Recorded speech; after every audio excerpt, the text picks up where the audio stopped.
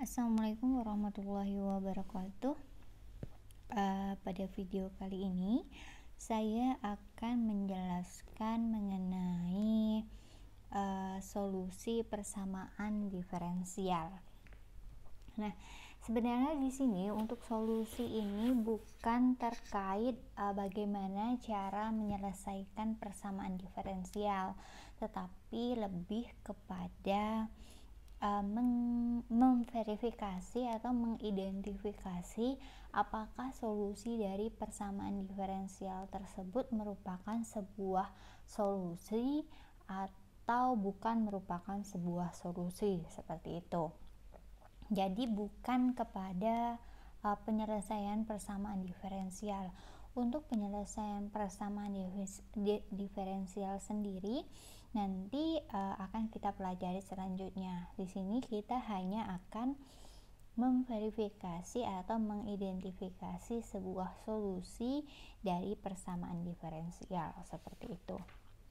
Nah, yang pertama yaitu terkait definisi solusi persamaan diferensial itu sendiri ya.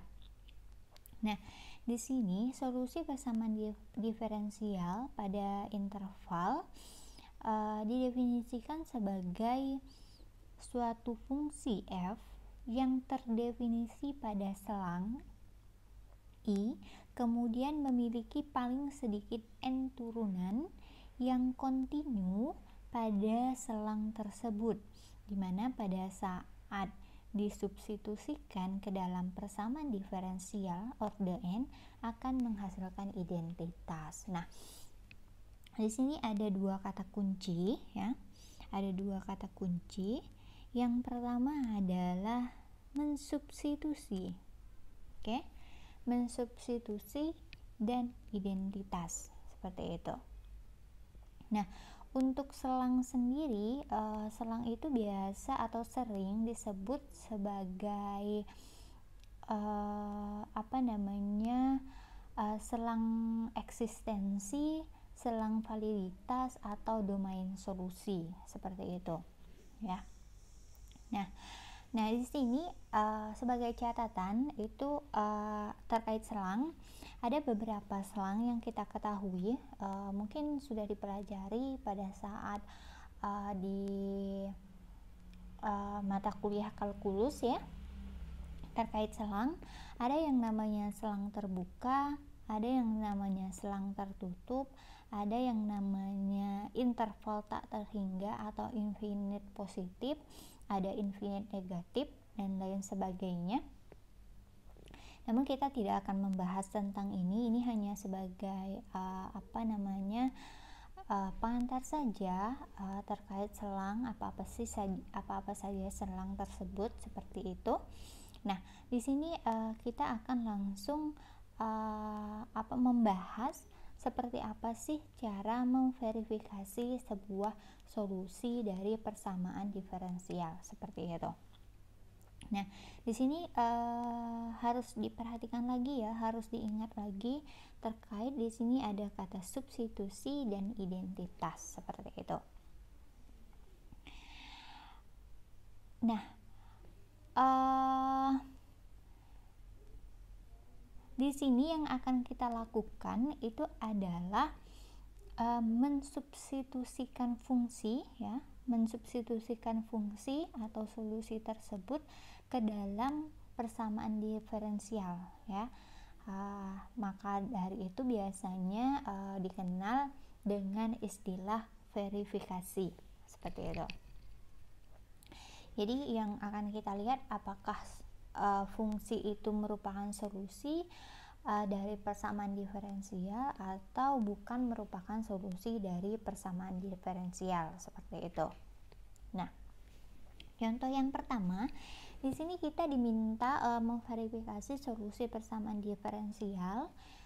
Di sini intervalnya yaitu interval negatif tak hingga sampai dengan tak hingga, di mana persamaan diferensialnya di sini sendiri yaitu dy per dx sama dengan x y pangkat setengah ya. Dimana kita ketahui di sini ada variabel terikat, ada variabel bebas. Variabel terikatnya sendiri yaitu Y dan variabel bebasnya yaitu X. Dimana di sini diketahui bahwa solusinya adalah sebuah fungsi yaitu Y sama dengan 1/16 X pangkat 4. Nah, yang perlu kita ketahui adalah di sini dari fungsi ini dari persamaan diferensial ini terdapat dua buah ruas, yaitu ruas sebelah kiri, ya, dan di sini ruas sebelah kanan, seperti itu. Ada dua ruas. Jadi yang akan kita lihat apakah ruas sebelah kiri dengan ruas sebelah kanan itu sama, ya. Jadi seandainya nanti ruas sebelah kiri, ya, ruas kiri itu sama dengan ruas kanan, ya, maka itu sama saja dengan identitas, ya, identitas. Maka disebut akan membentuk sebuah identitas seperti itu. Nah, seperti halnya definisinya tadi, setelah kita mensubstitusikan, kita akan menghasilkan identitas. Identitas yang dimaksud apa? Identitas yang dimaksud adalah apabila kita mensubstitusikan, maka ruas sebelah kiri atau nilai dari ruas sebelah kiri akan sama dengan ruas sebelah kanan, seperti itu. Tapi jika misalnya ruas sebelah kiri tidak sama dengan ruas sebelah kanan, maka solusi tersebut tidak menghasilkan sebuah identitas. Maka solusi tersebut tidak bisa dikatakan solusi dari persamaan diferensial. Nah, di sini kita ketahui ada ruas sebelah kiri yaitu dy per dx, ya. dy per dx artinya adalah turunan dari y terhadap x, ya, fungsi y terhadap x, di mana ini, jadi ini kita turunkan atau kita diferensialkan. Semuanya udah pasti udah paham ya bagaimana cara mendiferensialkan, yaitu pangkat, ya. Kalau kita punya sebuah fungsi x pangkat n, berarti turunannya adalah a dikali n, ya, a dikali n dengan x pangkat n min 1, seperti itu, ya, cara mendiferensialkannya atau cara menurunkannya. Nah, dari sini tidak diperoleh turunan dari fungsi ini adalah ini. Nah, jadi diperoleh turunannya karena di sini 4 tadi, ya, fungsinya adalah 4, di sini 4, saya hapus dulu, ini pangkat 4, ya. 4 berarti 4 dikali 1/16 dikali x pangkat 3, karena 4 dikurang 1 berarti x pangkat 3, maka diperoleh 1/4 x pangkat 3. Jadi 4 dikali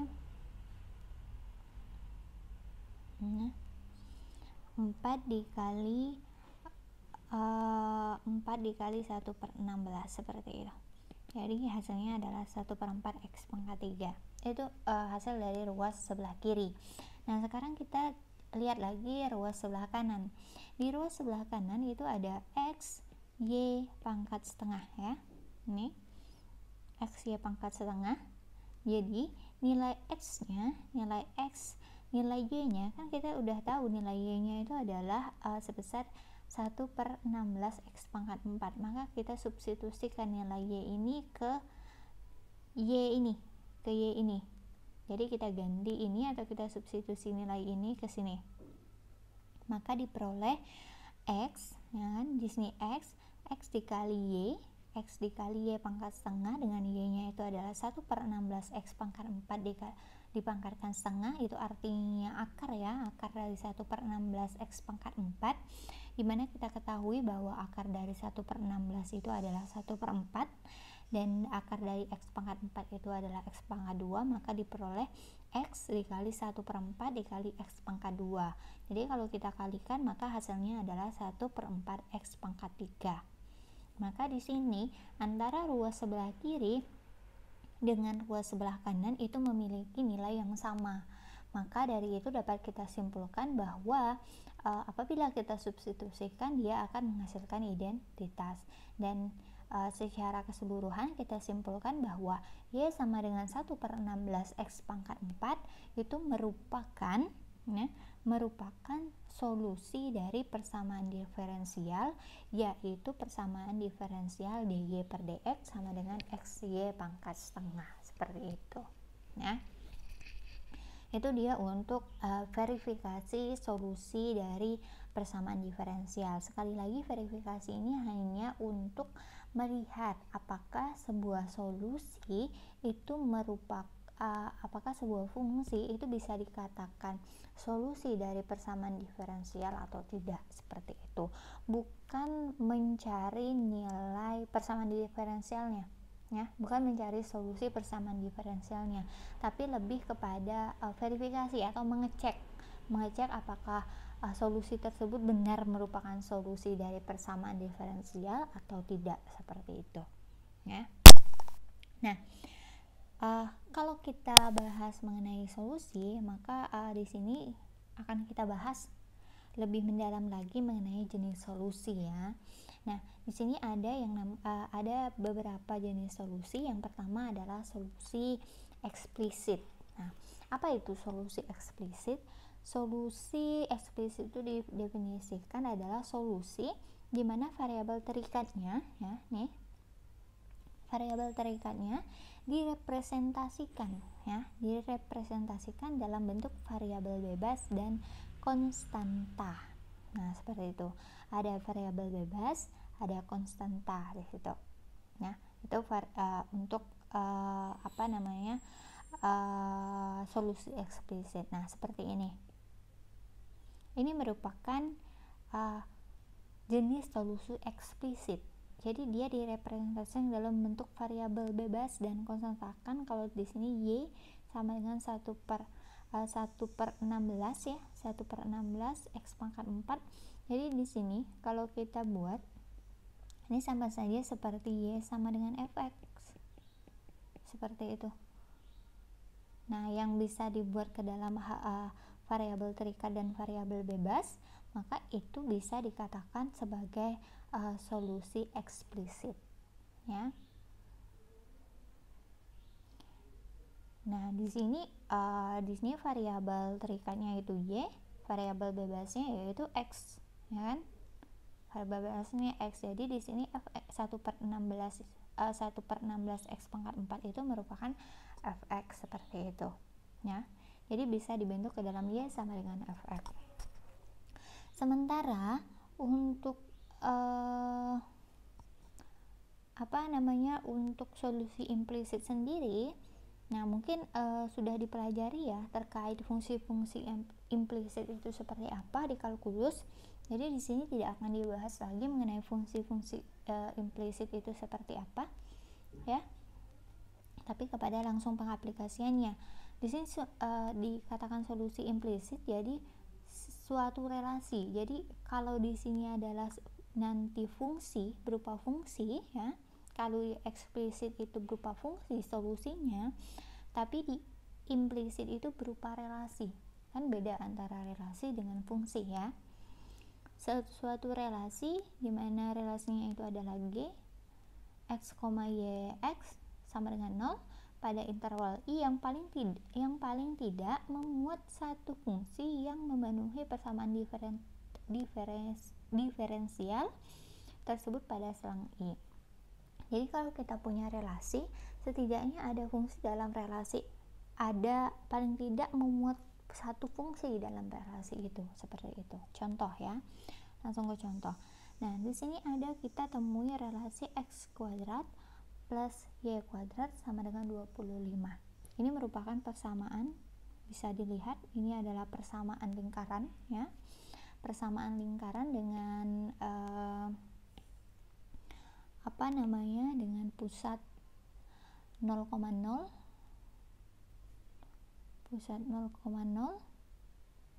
dengan jari-jari 5, ya.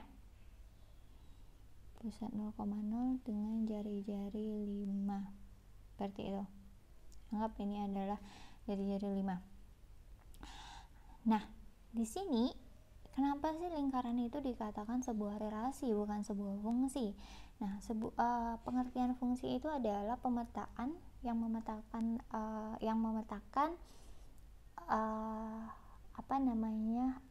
himpunan A tepat satu pada himpunan B. Sementara untuk lingkaran sendiri dia bukan merupakan fungsi tapi merupakan relasi. Kenapa?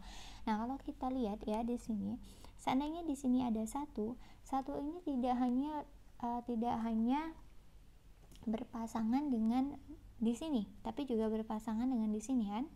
Ada dua pasangan di sini, maka di sini tidak bisa dikatakan sebagai sebuah fungsi, tapi dia merupakan sebuah relasi seperti itu. Nah, di sini intervalnya relasi ini dikatakan sebagai solusi implisit dari persamaan ini. Dari persamaan diferensial dy per dx sama dengan min x per y ya. Ini persamaan lingkaran, intervalnya itu min 5 sampai dengan 5. Jadi di sini ada min 5, di sini 5 nantinya.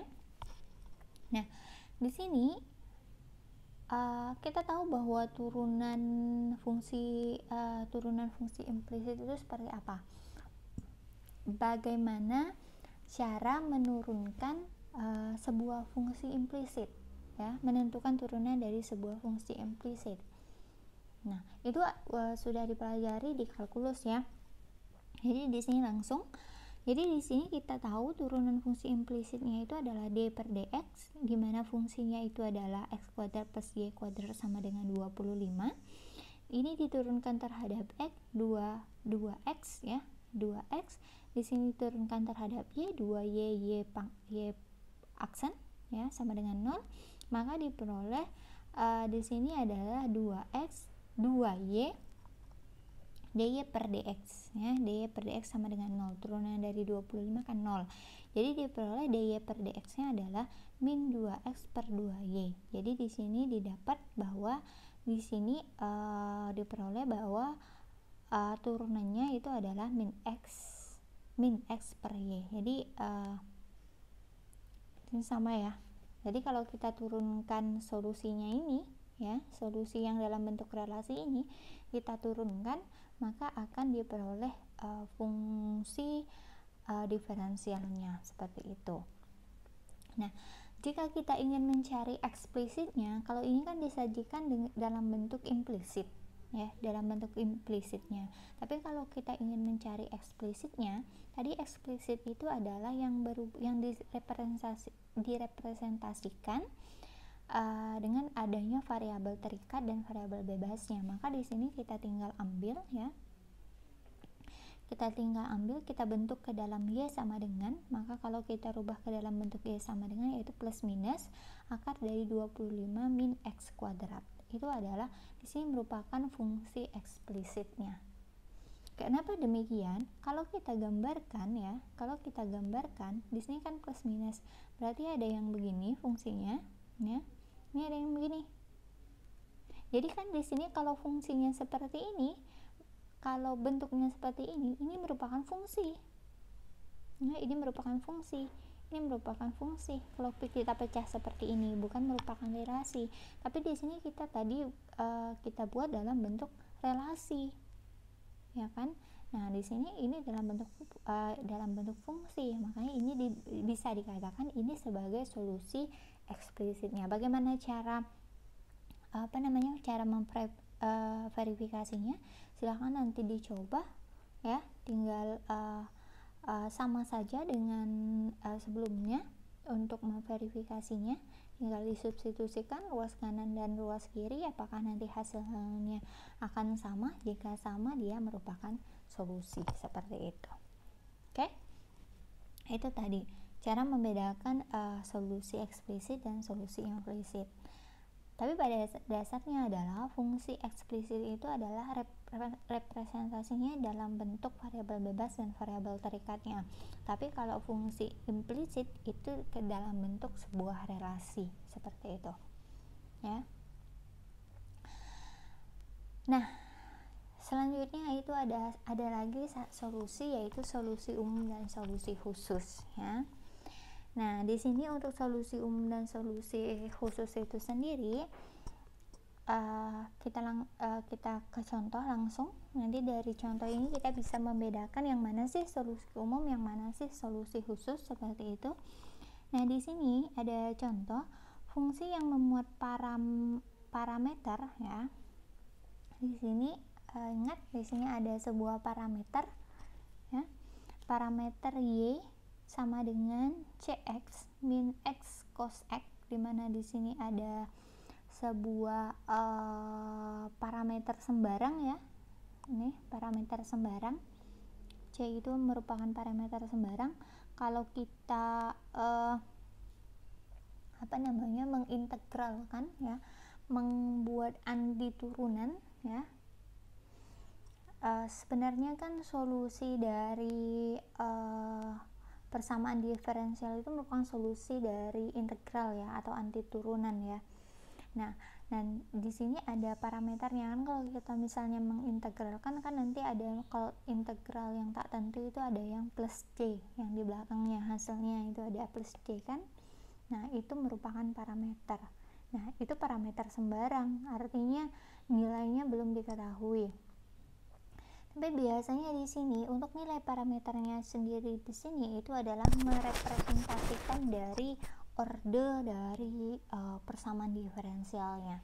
Jadi kalau di sini ada satu parameter, di sini adalah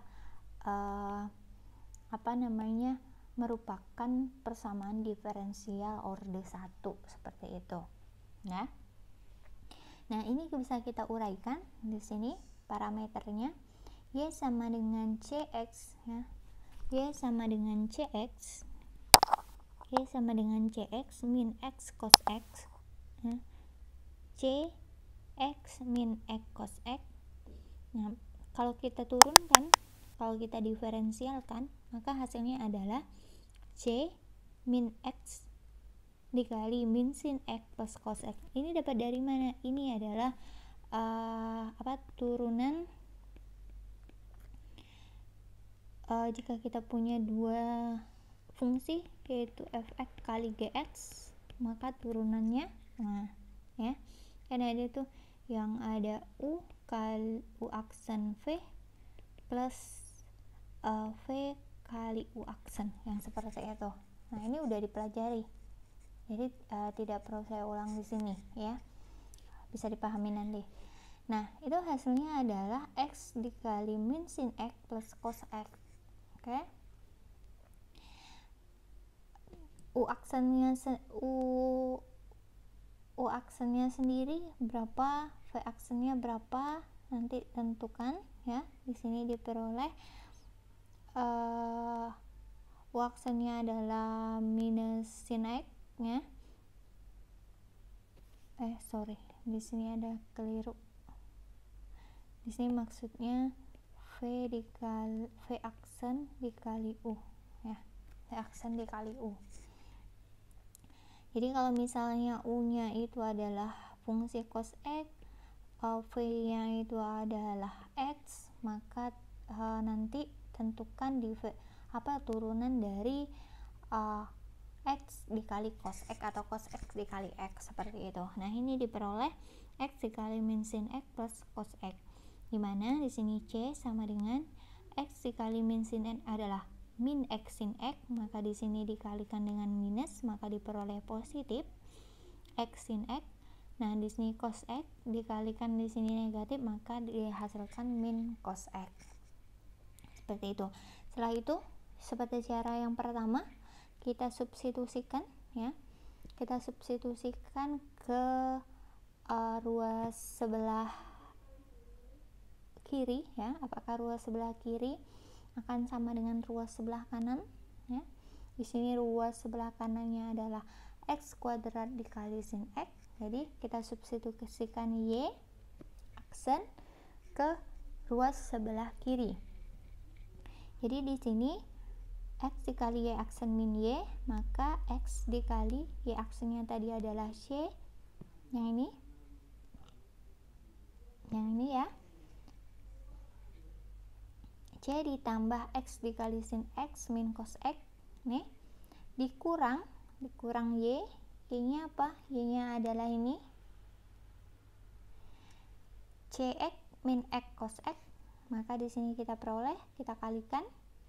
Ini kita kalikan, ini kita kalikan, ya, diperoleh Cx, diperoleh Cx X kuadrat sin X diperoleh X cos X. Maka di sini kita keluarkan, kurungnya kita buka, jadi min Cx plus X cos X. Di sini ada Cx, di sini ada min Cx, maka habis.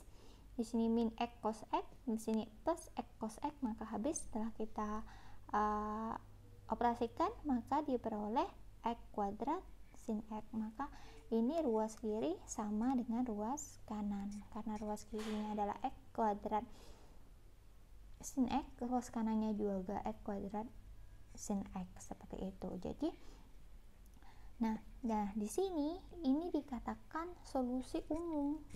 Kenapa? Karena nilai C-nya masih berupa parameter sembarang, belum ditentukan nilai C-nya berapa. Maka dari itu nilainya sendiri itu dikatakan sebagai solusi umum. Tapi pada saat nilai C-nya itu kita dapat menentukan nilai C-nya, misalnya nilai C-nya 2, 3, atau 1 seperti itu, maka di situ kita sebut sebagai solusi khusus, seperti itu. Jadi jika nanti solusinya masih dalam bentuk parameter, maka itu dikatakan sebagai solusi umum. Tapi kalau nilai parameternya itu sudah ada, maka dikatakan sebagai solusi khusus. Seperti contohnya, mungkin contoh nomor 1 di sini ya.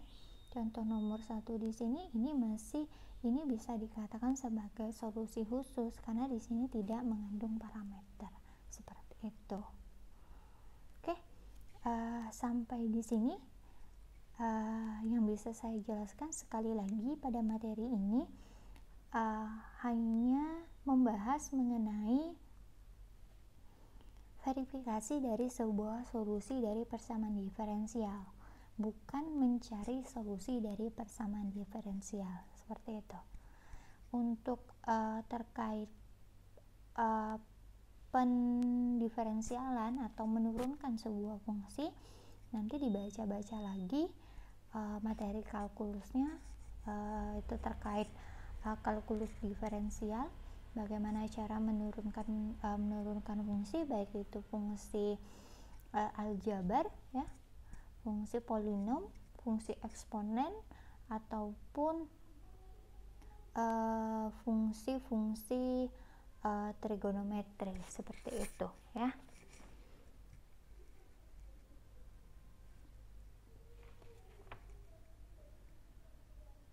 Oke, sampai di sini